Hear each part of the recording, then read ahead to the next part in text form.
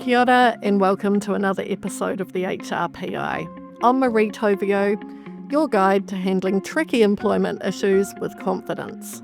Today we're diving into the performance puzzle, what to do when one of your team members just isn't performing. Poor performance is one of the most common and frustrating issues that employers face. But it's also one of the areas where employers frequently get the process wrong, leading to costly grievances and unnecessary stress, not to mention not getting the work done. So let's break it down step by step. The first thing to remember is this: performance management is not about punishing someone for failing.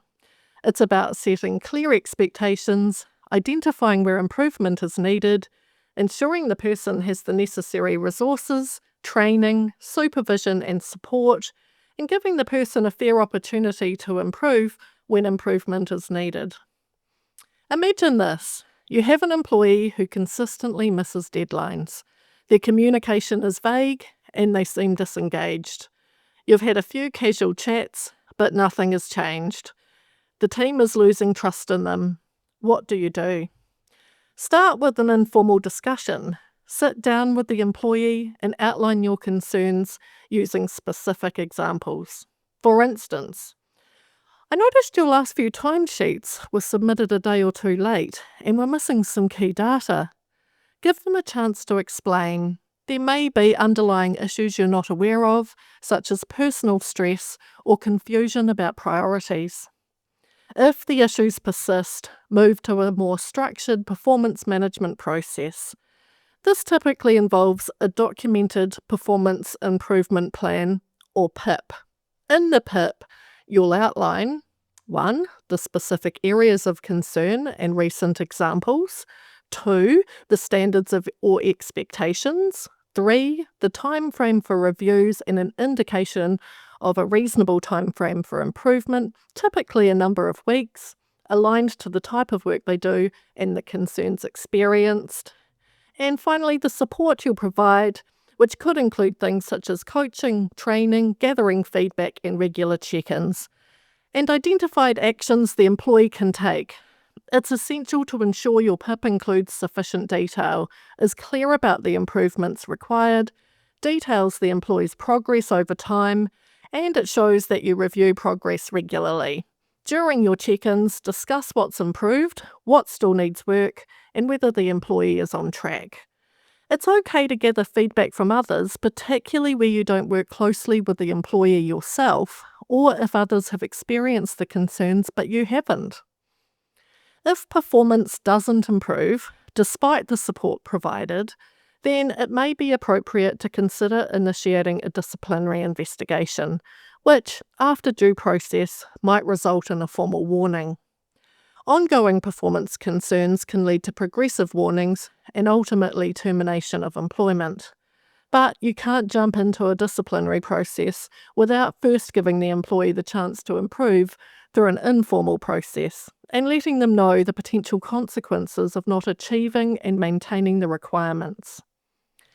There are a couple of other considerations worth a mention here in regards to managing underperformance. 1.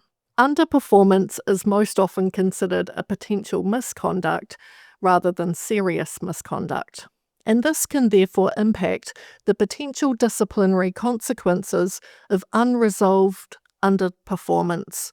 Check that your business or organisation has a code of conduct that gives examples of misconduct and serious misconduct, and your staff are aware of it.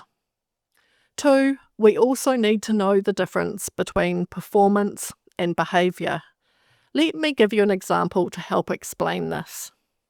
We have a well-known burger restaurant franchise with stores based in 2 suburbs nearby. They both have the exact same menu and they make the exact same burgers.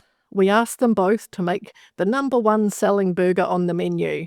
Both produce a perfect burger. They look like the picture on the menu, they include all the right ingredients, and they taste as they should. Both burgers are exactly what we expected. Both restaurants performed and they produced the product ordered.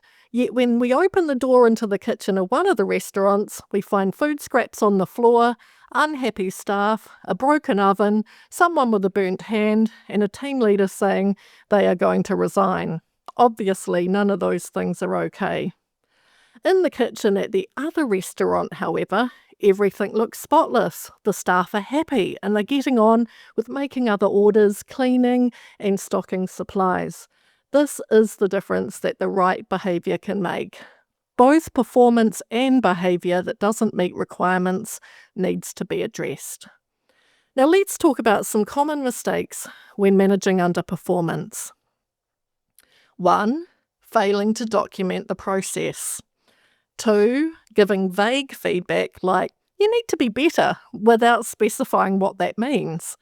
3. Waiting too long to address issues, which undermines your credibility and makes it harder to manage later. And 4. Addressing performance issues, but not behaviour issues. Also, supporting your employee doesn't mean lowering your standards or taking duties away from them and doing it yourself. It means helping them understand and meet the standards. So, what are today's key takeaways?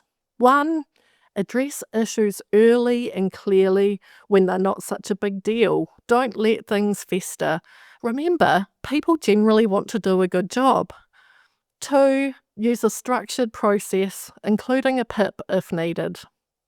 3. Document everything and provide appropriate support. 4. If a more formal approach, such as a disciplinary process, becomes necessary, ensure you follow the correct steps to avoid risk.